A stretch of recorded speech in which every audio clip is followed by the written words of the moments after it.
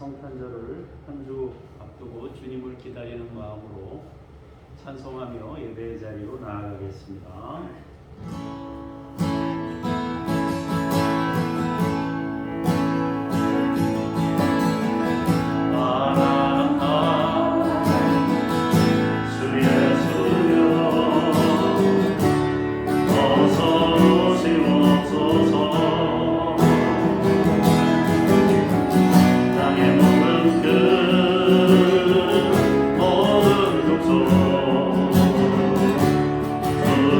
찬송하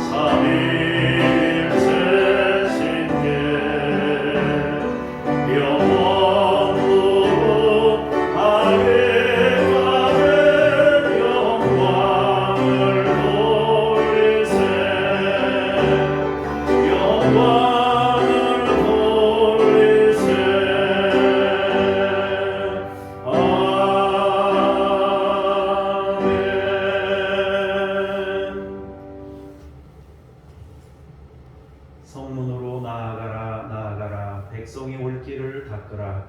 큰 길을 수축하고 수축하라. 돌을 제하라. 만민을 위하여 기치를 들라. 여호와께서 땅 끝까지 선포하시되 너희는 딸 시온에게 이르라. 보라, 내 구원이 이르렀느니라. 보라, 상급이 그에게 있고 보응이 그 앞에 있느니라 하셨느니라. 주님을 환영하며 성탄절을 앞두고 하나님이 오실 길을 예비하고 우리의 마음의 준비를 하며 예배합니다. 우리의 예배를 받으시옵소서. 주 예수 그리스도 이름으로 기도합니다. 아멘.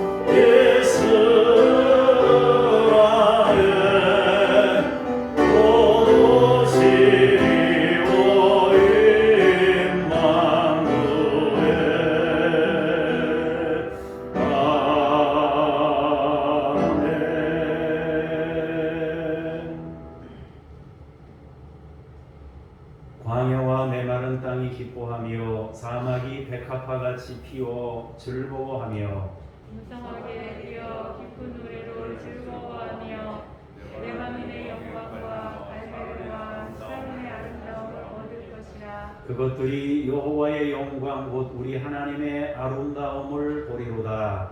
너희는 약한 손을 강하게 하며 떨리는 무릎을 굳게 하며 겁내는 자들에게 이르기를 굳세어라. 두려워하지 말라. 보라, 너희 하나님이 오사 보복하시며 갚아주실 것이라. 하나님이 오사 너희를 구하시리라 하라. 그때에 맹인의 눈이 밝을 것이며 못 듣는 사람의 귀가 열릴 것이며 그때에 저는 자는 사슴같이 뛸 것이며 말못하는 자의 영은 노래하리니 이는 광야에서 물이 솟겠고 사막에서 시내가 흐를 것이라. 뜨거운 사막이 변하여 옷이 될 것이며 메마른 땅이 변하여 원천이 될 것이며 승냥이의 눕던 곳에 풀과 갈대와 부들이 날 것이며 거기에 들어가서 그 일을 걷건지라 이쁜 바로니. 같이 봅니다. 깨끗하지 못한 자는 지나가지 못하겠고 오직 구속함을 입은 자들을 위하여 있게 될 것이라. 아멘. 공동기도문으로 참회의 기도를 드리겠습니다. 거룩하신 주님, 대림절 마지막 주간에 구원자이신 예수님을 기다리며 마음 깊은 곳에 남아있는 모든 죄악을 남김없이 씻어내고자 합니다. 지난 한 주간 우리의 입술에는 찬양과 감사 대신에 원망과 불평이 가득했습니다. 손과 발을 죄에게 주어 육신의 정욕을 채우는 도구로 사용하였습니다. 마음 중심에는 하나님을 향한 정결한 믿음과 신뢰가 없었기에 세상 욕심을 따라 방황하였습니다. 이제 이 모든 잘못을 깨닫고 회개하오니 용서해 주옵소서. 더러웠던 마음은 성령님의 불길로 태워 정결하게 하여 주시고, 죄악으로 물들었던 손과 발은 주님이 기뻐하시는 의의 도구로 회복시켜 주옵소서. 불결했던 입술은 제단 숯불을 대어 성결케 드러나시켜 주셔서 이제부터는 원망하지 않고 찬양하게 하여 주옵소서. 예수님의 이름으로 이 고백의 기도를 드립니다. 아멘. 잠시 침묵으로 개인 기도를 드립니다.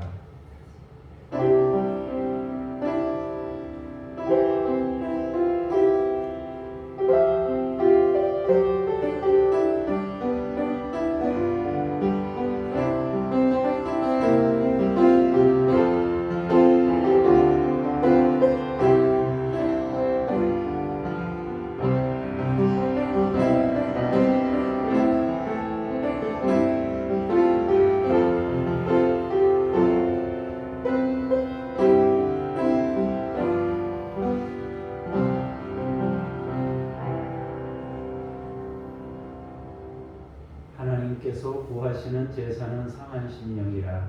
하나님이여 상하고 통회하는 마음을 주께서 멸시하지 아니하시리이다. 아멘.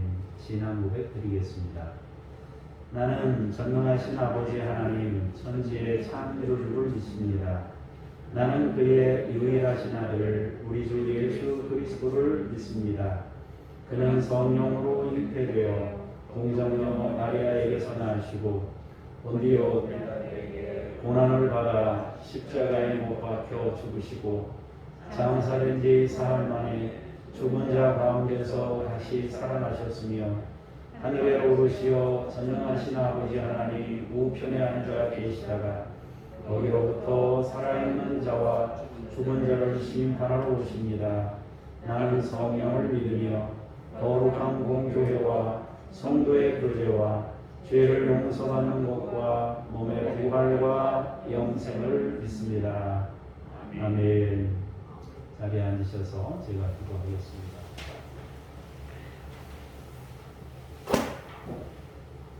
찬송과 영광을 받으시기에 합당하신 아버지 하나님, 예수님께서 구세주로 이 땅에 오신 성탄절이 눈앞으로 다가와 있는 대림절 네 번째 주일에 저희가 지극히 겸손한 마음으로 성전을 찾았습니다.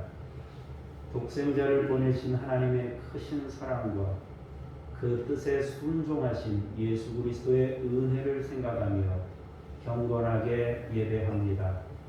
마음과 뜻과 정성을 다하여 드리는 이 예배를 기쁘게 받아주시며 베푸실 은혜를 사모하며 기다리는 모든 성도에게 충만한 은혜를 내려 주옵소서. 이 시간 말씀을 통해 주님의 성령을 풍성하게 부어주시고 은혜 안에 거하며 감사와 찬송이 넘치게 하여 주옵소서. 우리에게 큰일 행하실 주님을 찬양하며 기대할 수 있도록 우리에게 믿음을 부어 주옵소서. 인류를 죄와 사망에서 구원하시려고 육신이 되어 이 땅에 오신 예수 그리스도의 이름으로 기도합니다. 아멘.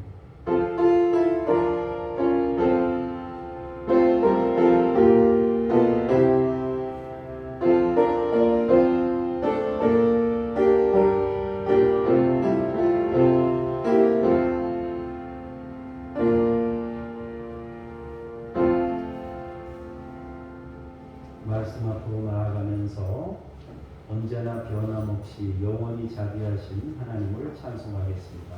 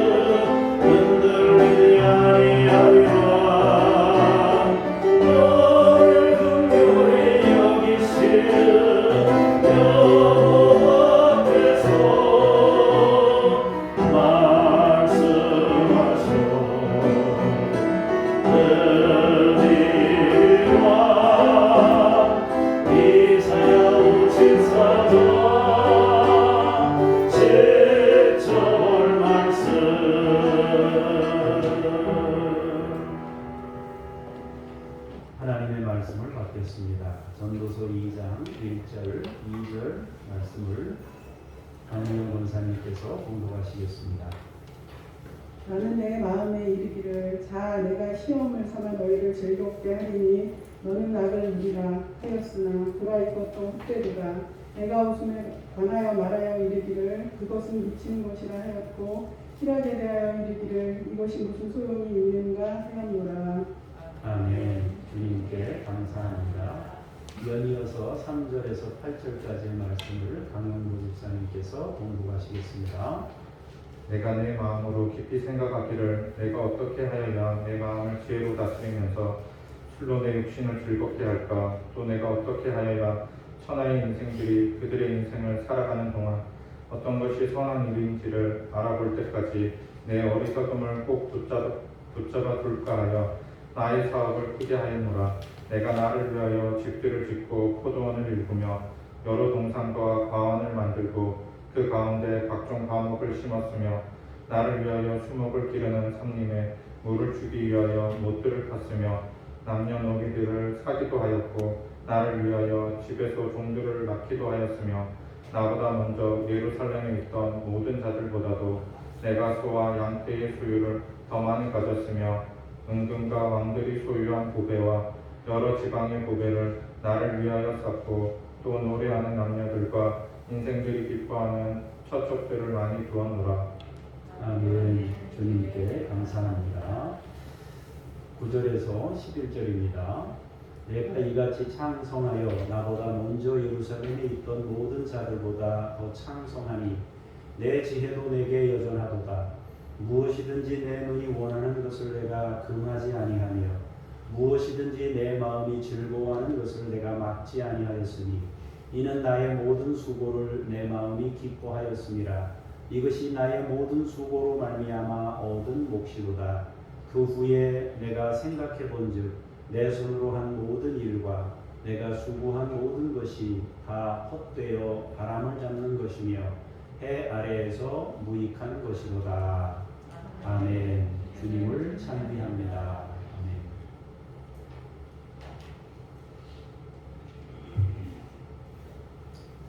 오늘은 추구라는 제목의 말씀으로 은혜를 나누고자 합니다. 물음표가 붙어 있어요. 무엇을 추구해야 되나 하는 것인데, 하나님께서 사람을 지으실 때 가장 특별한 선물을 우리 사람에게 주셨는데요.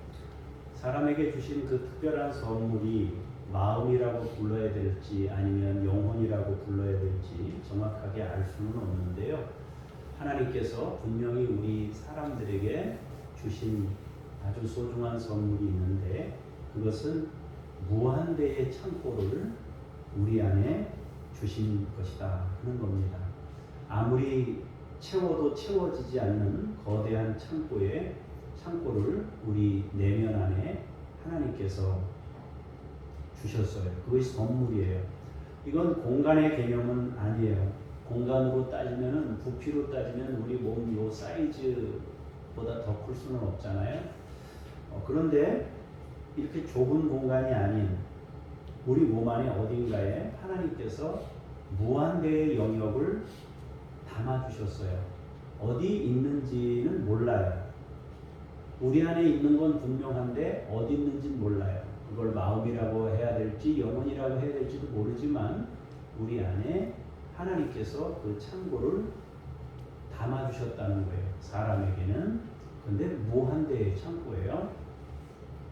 사람은 그 창고를 선물로 받아서 누구든지 다 그 창고를 가지고 있는데요. 하나님께로부터 그걸 받아서 창고를 채우는 인생을 살아가고 있어요. 그래서 그 창고를 채우기 위해서 끊임없이 뭔가를 추구하는 삶을 살아가고 있습니다. 사람들은 저마다 더 높은 차원을 향해 달려가고 있습니다. 공부하는 사람도 끝이 없이 더 탐구하고 싶고 더 탐구하고 싶고, 돈을 버는 사람은 더 많은 돈을 벌기 위해서 수고하고 애쓰고 있습니다. 우리가 볼 때는 한 100억쯤 있으면 더 이상 안 해도 될 것 같은 생각도 들지만 계속 뭔가를 추구합니다. 운동하는 사람들도 기록 단축을 위해서 애쓰고 애쓰면서 더 추구하려고 달려가고 있습니다. 만족은 없어요. 만족하는 순간 성장은 멈추기 때문에 계속 뭔가를 추구하면서 인생은 사라지는 거죠. 그런데 이 추구한다, 뭔가를 추구한다 그럴 때 그것은 비었다는 증거이기도 합니다. 추구하고 있다는 것은 아직 채워지지 않았다라는 것입니다. 사랑은 영원하다 그랬잖아요. 믿음, 소망, 사랑이 항상 있을 것인데 그 중에 제일은 사랑이다 그랬는데요. 소망이라는 것은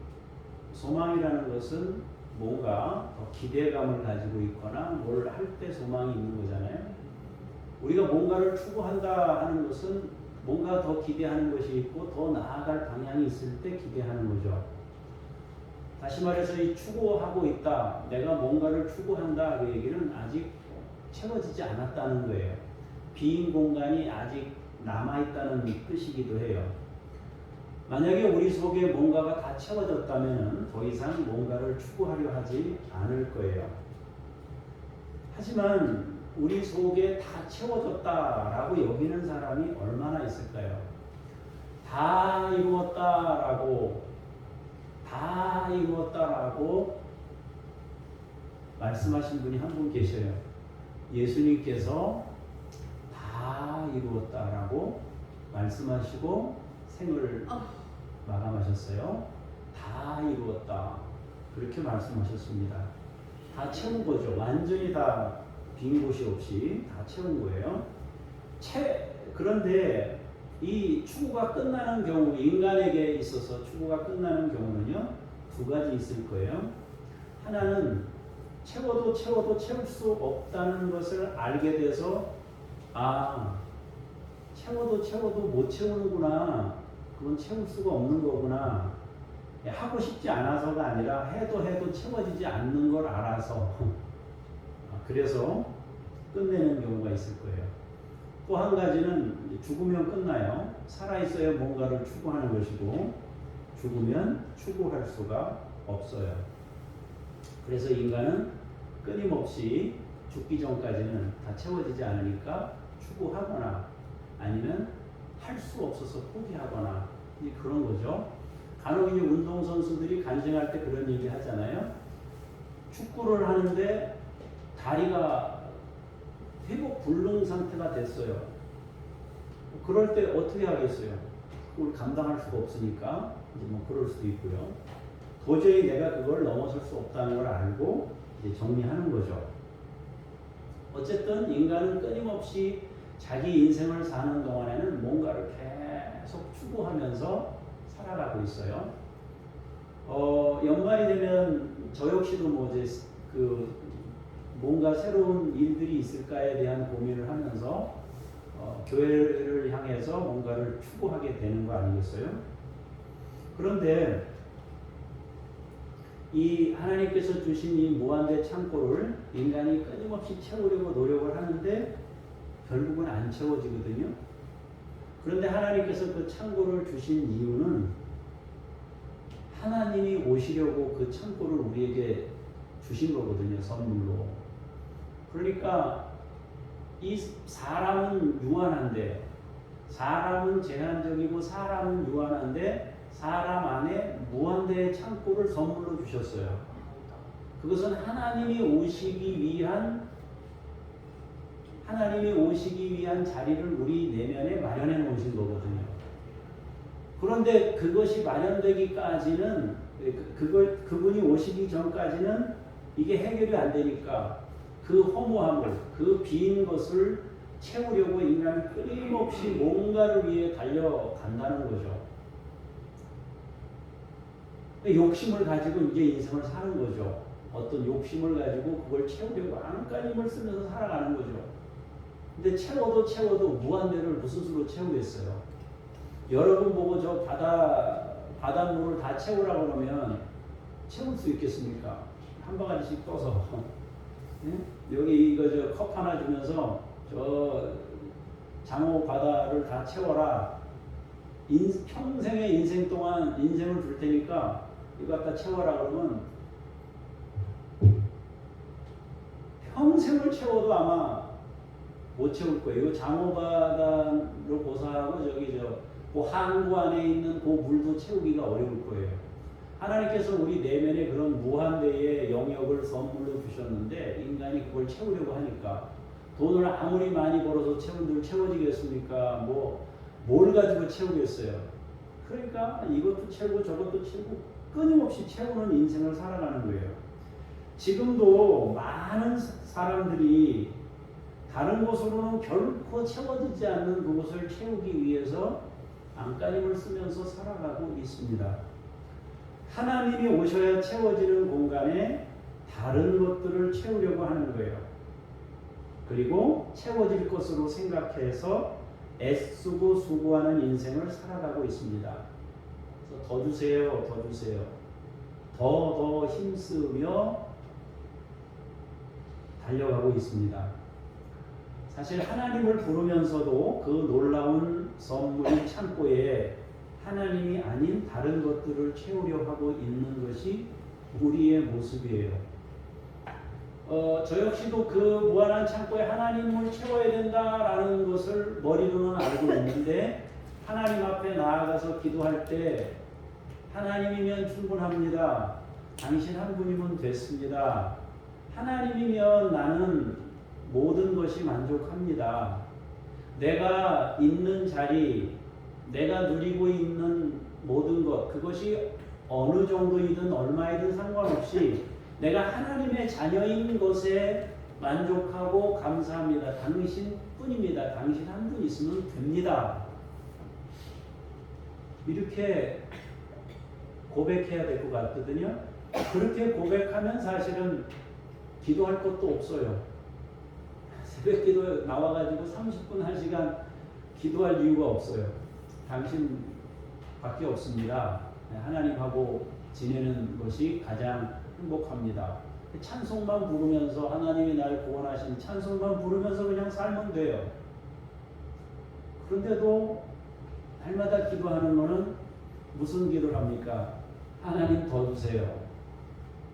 하나님 자녀에게 어떻게 해주세요.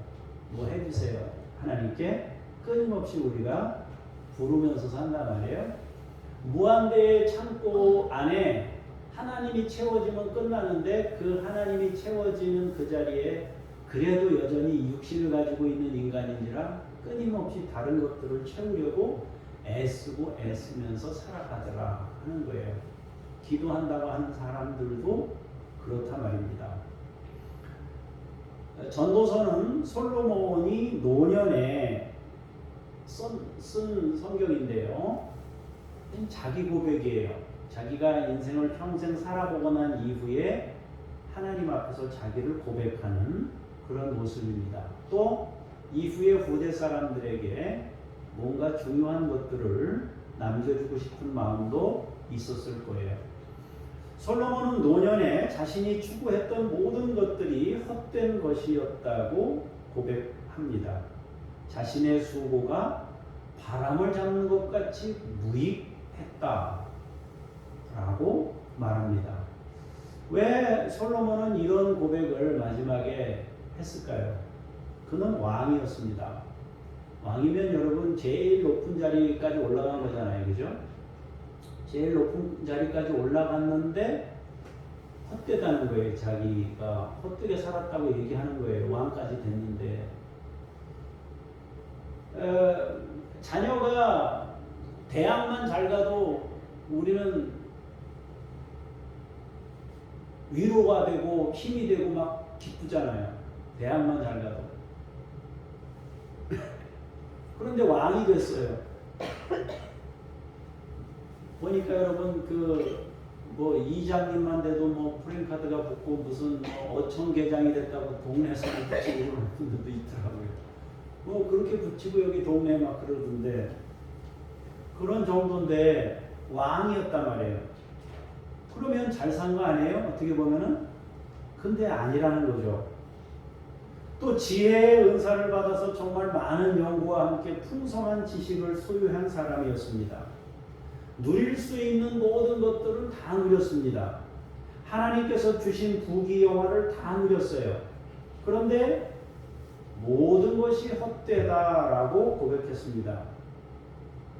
왜 헛되다고 얘기했을까요?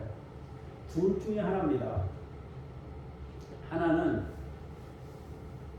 자기가 지금까지 발견하지 못한 어마어마한 상상할 수 없는 가치를 발견했거나, 다른 하나는 자기가 가진 모든 것이 무용지물이거나, 둘 중에 하나입니다. 자기가 지금까지 누린 거 모든 걸 다 가지고 있는데 아무 소용이 없는 거예요. 그거 가지고 쓸모가 없는 거예요. 그럴 때 헛되다는 느낌이 들지 않겠습니까?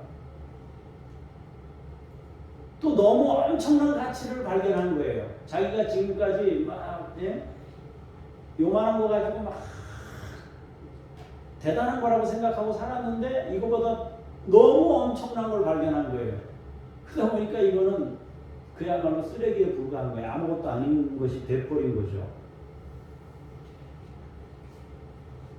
하나님을 만나보니까 자기의 수고한 것들이 모두 상대적인 가치였다는 것을 알게 됐어요.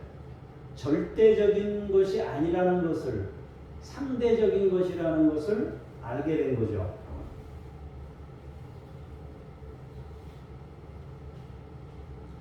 왕도 상대적이고 다른 어떤 가치도 상대적이고 다 상대적인 거예요. 전부 다. 절대적인 것이 아니에요.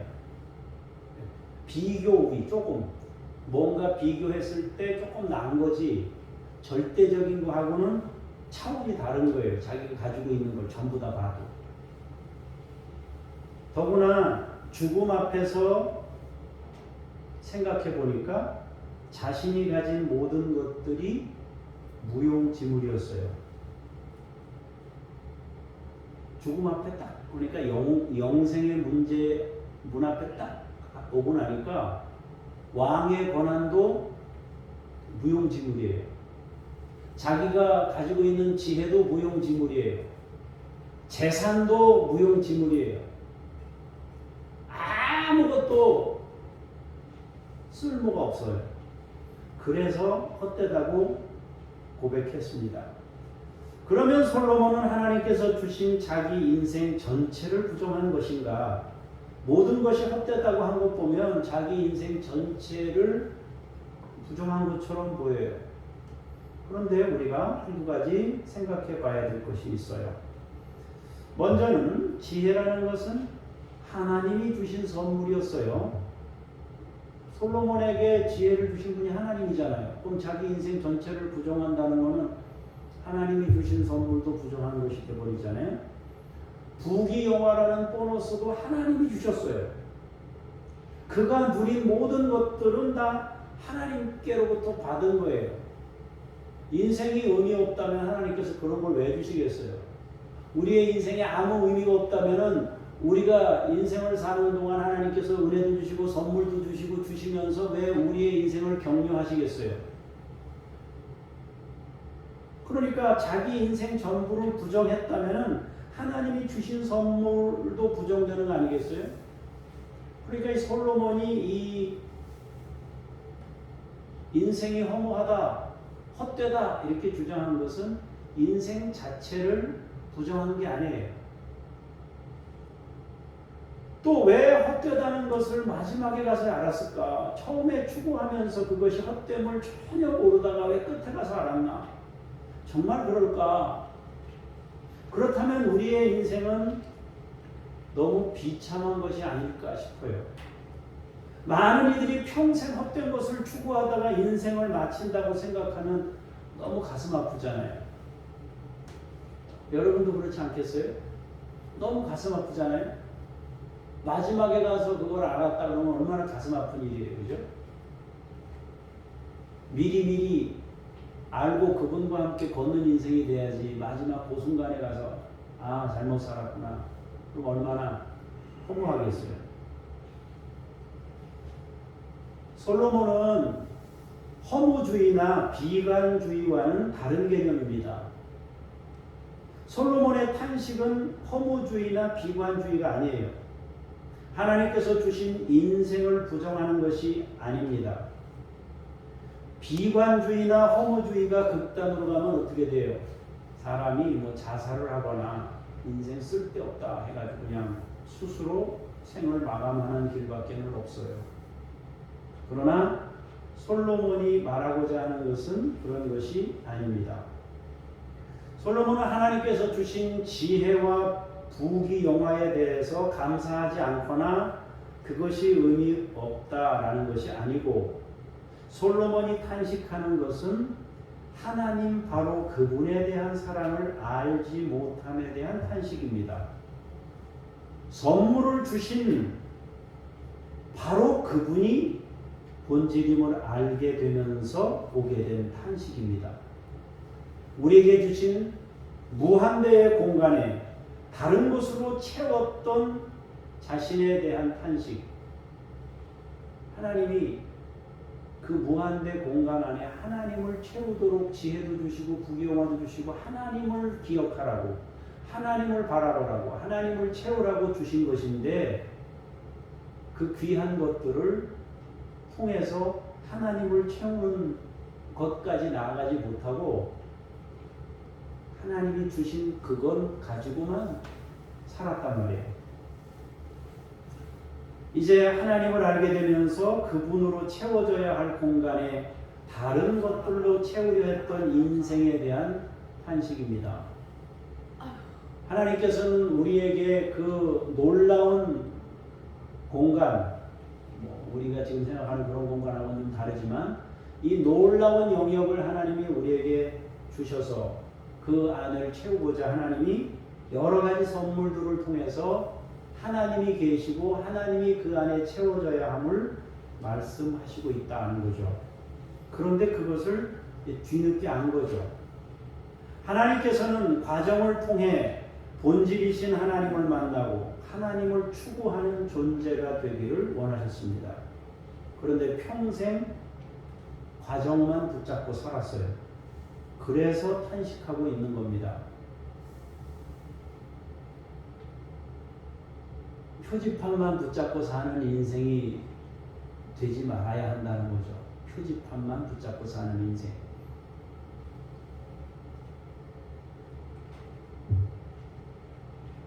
여러분들에게 제가 자주 말씀드리는데 하나님께서 저를 여러분에게 표지판으로 방향 표시하라고 저를 세웠단 말이에요.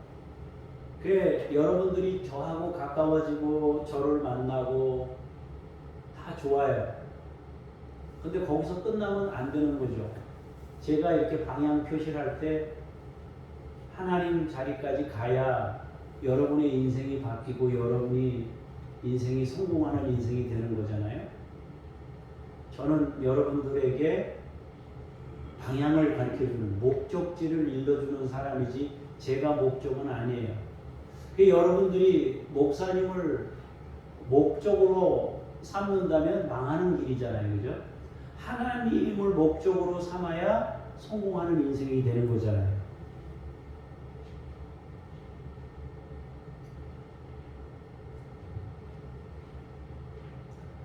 솔로몬은 어쨌든 자신이 손에 닿게 된 것들이 아무런 유익을 줄 수 없는 시점이 되었어요.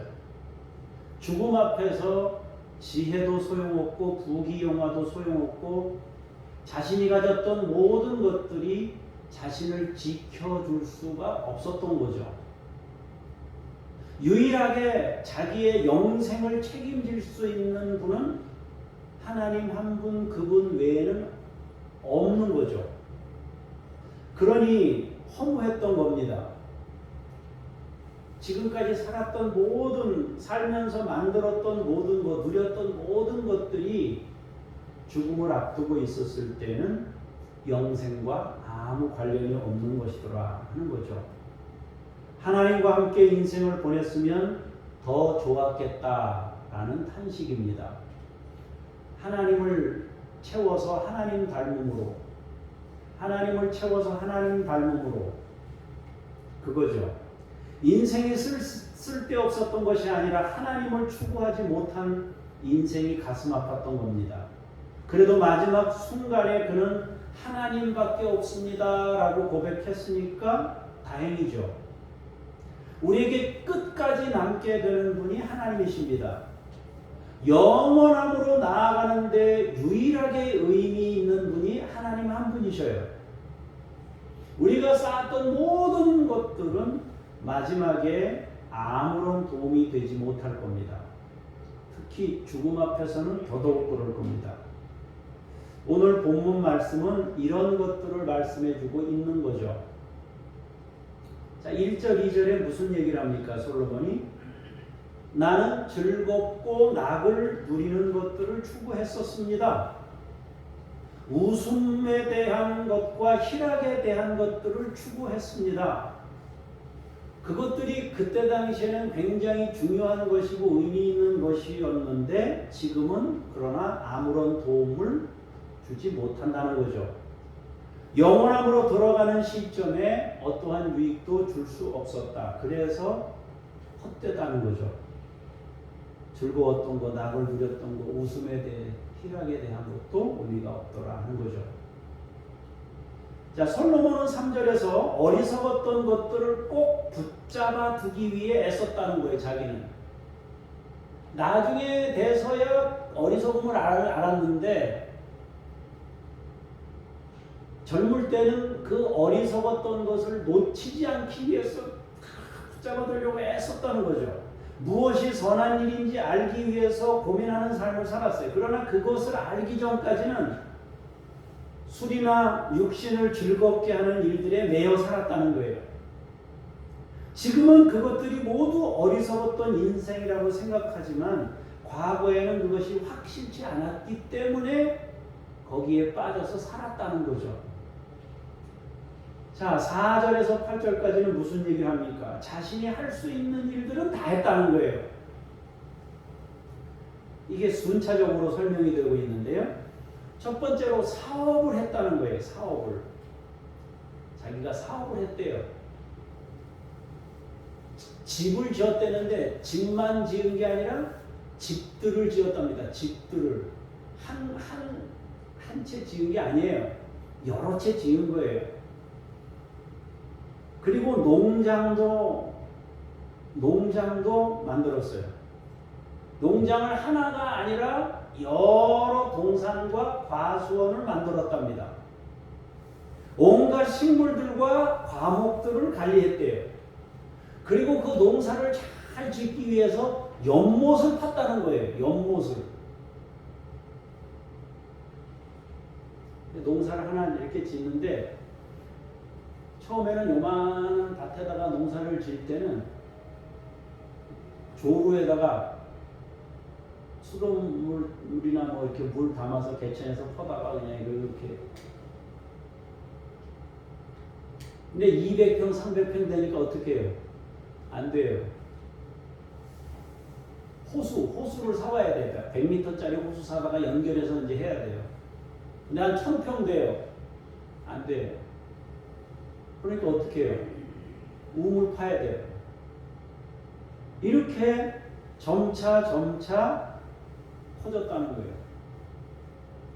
근데 1000평 정도가 아니라 10,000평, 막 20,000평, 30,000평 막 늘어나는 거예요. 혼자 일 못해요. 부부가 동원돼도 안 돼요. 자식들 해도 안 돼요. 그래서 어떻게 했습니까? 규모가 점점 커지니까 일꾼이 필요해요. 그래서 남녀 노비를 사들였다는 거 아니에요? 노비들을 통해 종들을 더 많이 낳게 했어요. 노동력을 확보하기 위해서 그렇게 했다는 거예요. 그런데 하나님께서 그 일들이 잘 되게 하셔가지고 땅이 막 점점 늘어나고 노비 숫자도 막 점점 늘어나고 농산물이 점점 늘어나는 거예요. 그러니까 이제 솔로몬이 야, 농사들이 이렇게 잘 되는구나. 이제 다른 쪽에도 관심을 기울여 보자. 그래서 했던 게 뭐예요? 가축을 기르는 일을 했다는 거예요. 가축. 이번에는 소와 양과 같은 목축에도 관심을 기울였어요. 그래서 가축대가 막 많아져요. 많아지니까 역시 또 사람이 더 많이 필요해요. 그렇게 된 거예요. 그러니까 이제 뭐 농사, 이 곡식 관련해 가지고는 뭐 다 채워지고 가축도 다 채워졌어요. 그러고 나니까 이제 뭐 딴 거 없나? 그래서 솔로몬이 생각한 게 거기서 멈추지 않고 은금에 관심을 기울였어요. 은금 폐물에 관심을 기울입니다.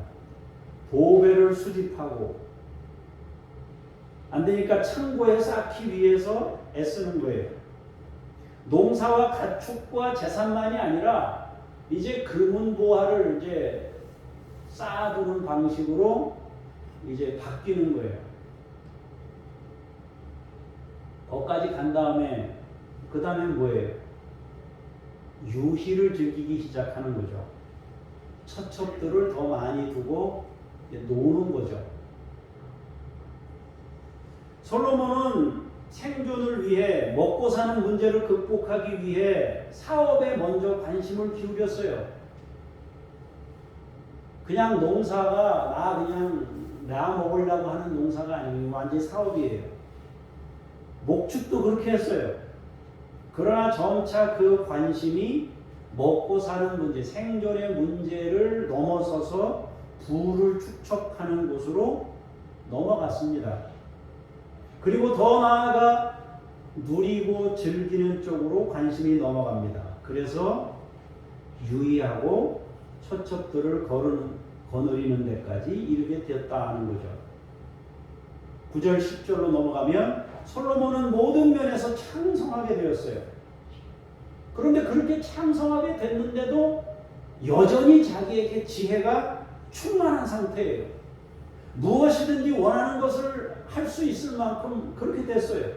무엇이든지 마음이 즐거워하는 것을 행했습니다.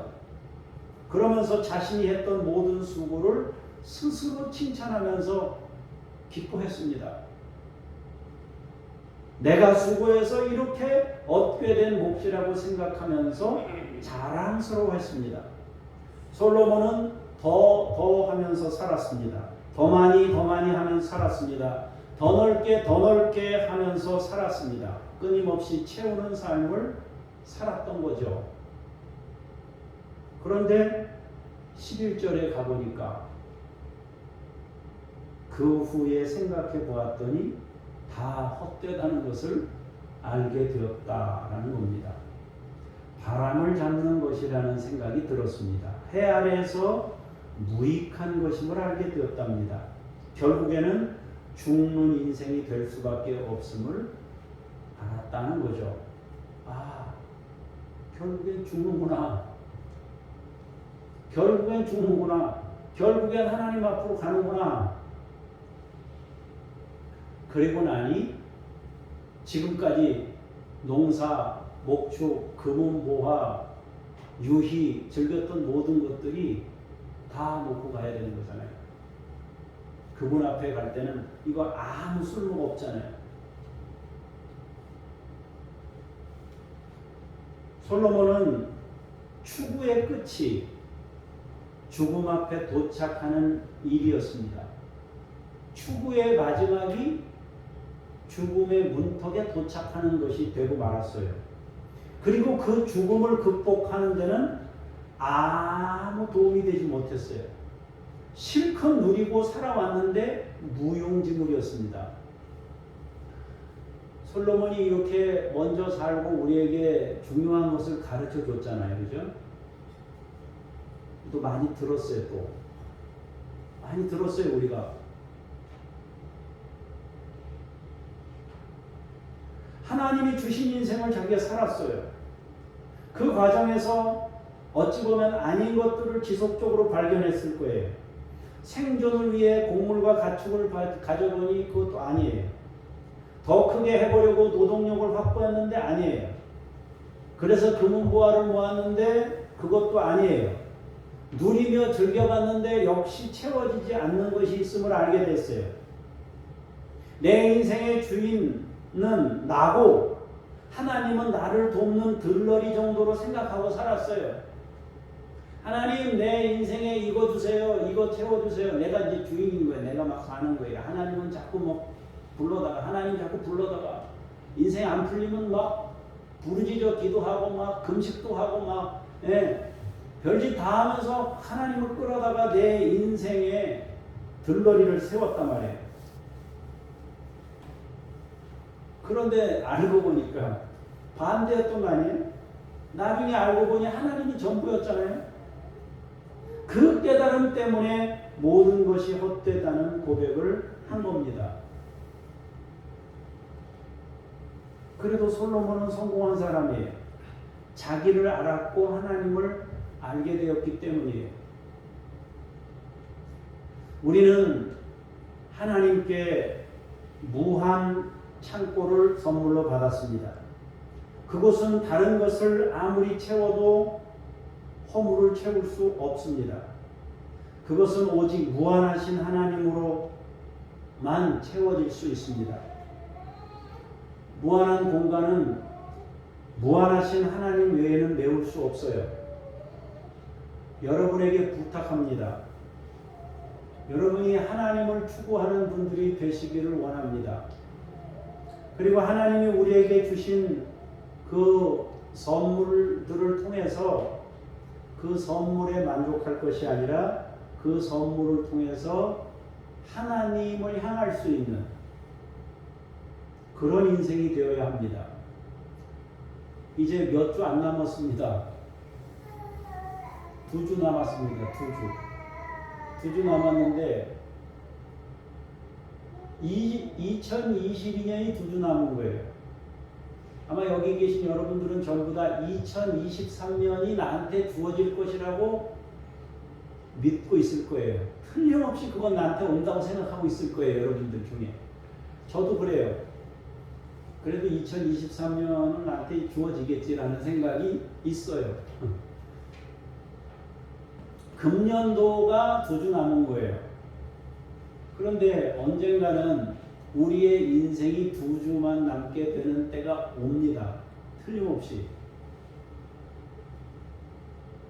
그때 하나님 빼고는 무용지물입니다. 아무 소용없어요. 그러니까 사는 장소가 어디든 내가 지금 어떤 위치에 있든 아무 상관없단 말이에요. 그분이 지금 나하고 함께 계시면 장소와 상관없이 내 직분과 상관없이 그분 안에서 사는 거예요. 그러면 마지막 순간에도 죽음을 눈앞에 둔 그 순간에도 그분이 영혼을 책임지시는 분이니까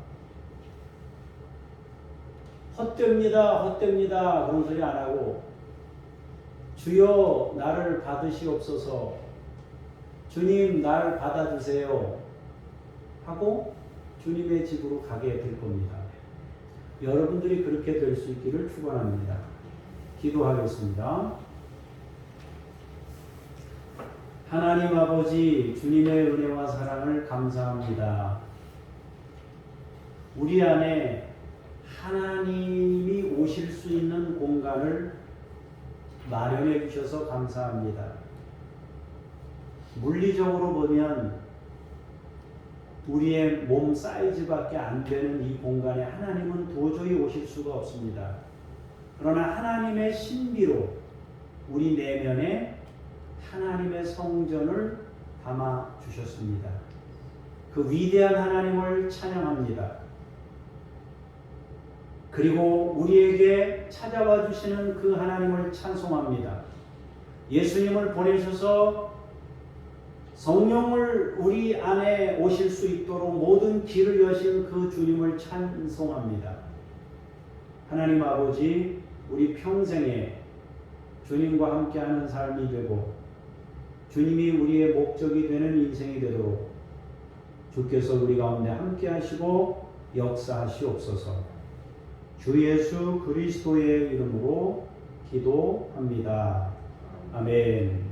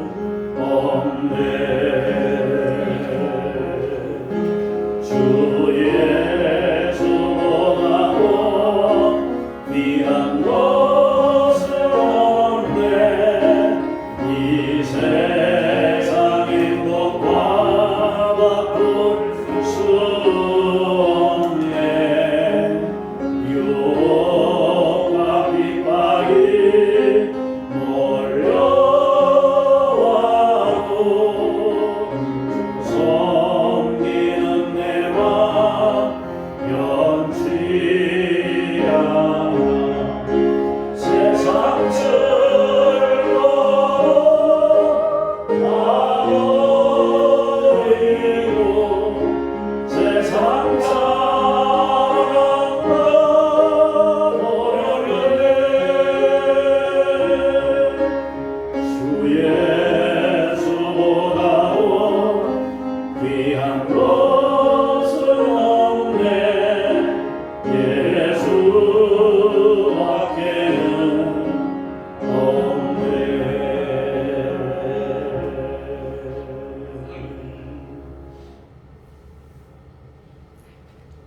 주 앞에 우리의 삶의 일부를 드립니다. 받으시고 우리 평생 주님만 신뢰하고 주님만 모시는 거룩한 사람들이 되게 하옵소서. 감사드리며 예수님 이름으로 기도합니다. 아멘. 하늘에 계신 우리 아버지, 아버지의 이름을 거룩하게 하시며 아버지의 나라가 오게 하시며 아버지의 뜻이 하늘에서와 같이 땅에서도 이루어지게 하소서. 오늘 우리에게 일용할 양식을 주시고 우리가 우리에게 잘못한 사람을 용서하여 준 것 같이 우리 죄를 용서하여 주시고 우리를 시험에 빠지지 않게 하시고 악에서 구하소서. 나라와 권능과 영광이 영원히 아버지의 것입니다. 아멘.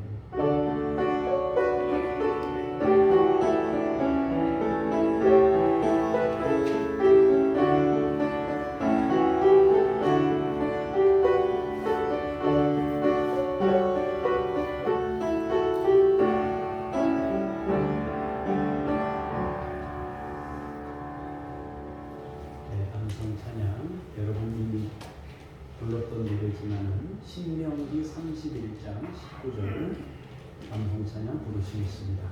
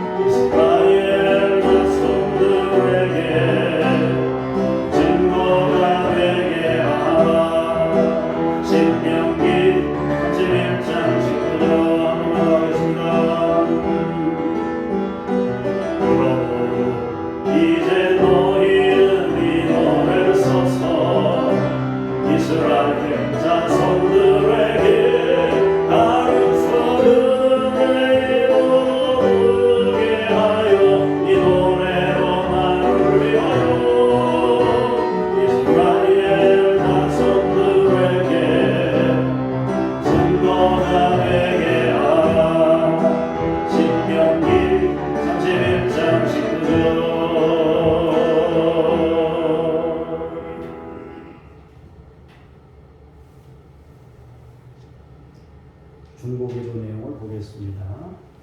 교회가 탈북민을 지속적으로 섬겨 복음 통일까지 이어지도록 위해서 기도할 수 있기를 바랍니다. 우리나라에 탈북민이 3만 5천 명 정도 된다고 하는데요. 그 중에 절반이 기독교인입니다. 그러니까 탈북민 가운데 반은 기독교인이에요. 왜 그렇게 됐느냐 하면 선교사님들이 많은 도움을 주고 있고요.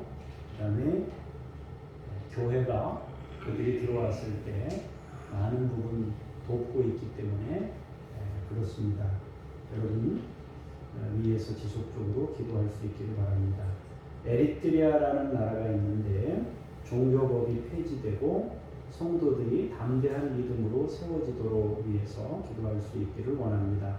2002년에 제정된 종교법에는 수니파 이슬람, 에리트리아 정교회, 가톨릭, 루터교만 인정하고 있습니다. 이 네 종교 외에는 절대 허락하지 않는 그런 나라입니다. 여러분 위해서 이 종교법이 폐지되고 종교의 자유가 인정되기 위해서 기도할 수 있기를 바랍니다. 다음 주에는 성탄절로 예배 성탄절입니다. 여러분 성탄절 예배에 감사하는 마음으로 나올 수 있길 바랍니다. 세례식을 다음 주에 세례식이 있겠습니다. 오늘 세례 응답이 있습니다. 우리 김몽자 성도님하고 우리 하은이하고는 잠깐 남아서 응답을 하고 가시면 좋겠습니다. 목요일에 사랑구역 우리 홍순여 권사님 댁에서 목요일 저녁 7시에 구역 예배를 하겠습니다. 자, 우리 홍순여 권사님 댁으로 오시고 금요일 3시에 소망구역, 금요일 3시에 소망구역은 우리 이종은 장로님 댁에서 소망구역 신방이 구역 예배가 있습니다. 이렇게 기억하시고 참여할 수 있기를 바랍니다. 사랑구역은 50에서 70세까지고요. 소망구역은 70세 이상입니다. 그렇게 참고하시면 되겠습니다. 네, 우리 한번 옆에 있는 분들하고 이렇게 인사하겠습니다. 큰 일을 행하실 주님을 찬양합니다.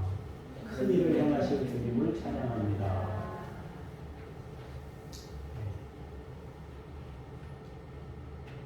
당신에게 큰 일을 행하실, 여러분에게 큰 일을 행하실 주님을 찬양합니다. 우리 교회에 큰 일을 행하실 주님을 찬양합니다. 오늘 잠깐 기도하겠습니다.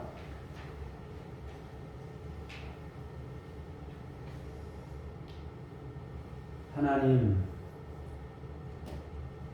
교회가 탈북민을 지속적으로 섬겨서 복음 통일까지 이어질 수 있도록 함께해 주옵소서. 탈북민들이 이후에 통일되었을 때 중요한 역할들을 감당하도록 저들에게 믿음을 더하시고 아름다운 신앙 공동체에 속하여 견고한 믿음으로 준비시켜 주시옵소서. 하나님, 에리트리아를 축복하며 기도합니다. 종교법이 폐지되어서 성도님들이 담대한 믿음으로 세워지고 또 믿음 생활할 수 있도록 은혜 베풀어 주시옵소서. 하나님, 세례자 문답이 있습니다. 다음 주에 세례받을 두 분이 하나님의 은총 가운데 잘 준비해서 세례받고 주의 백성이 되도록 인도해 주옵소서. 하나님, 구역 예배를 준비하고 있습니다. 목요일 7시에 사랑구역, 금요일 3시에 소망구역, 모두 함께 마음으로 준비해서 같이 예배하고 가정에 교회를 세우는 귀한 역사 있게 하여 주옵소서. 장준혁 북한 어린이들, 야바 임마누엘, 주께서 이들을 믿음으로 세우시옵소서. 김요엘 선교사님, 이웃 아저씨 아줌마 선교사님, 이동직 손영숙 선교사님, 김수현 김명숙 선교사님, 천애슐리 선교사님, 우리가 주일마다 이름을 부를 때 우리 교우들의 마음을 함께 모아 기도를 드릴 때 주께서 이들 가운데 함께 하시고 선한 사역의 열매들이 나타나도록 함께하여 주시옵소서. 하나님 아버지, 우리 성도님들이 추운 겨울에 몸 상하지 않도록 지켜주시고 주님을 찬양하는 인생이 되게 하시며 선한 일을 행하실 주님을 찬송하고 위대한 일을 행하실 주님을 찬송하고 우리의 가정을 복되게 하실 주님을 찬송하는 하나님의 거룩한 종들이 되게 하옵소서. 감사드리며 주 예수 그리스도 이름으로 기도합니다. 아멘. 다 같이 일어나셔서 우리의 대장 되신 주님과 함께 찬송하며 삶의 자리로 나아가겠습니다. Oh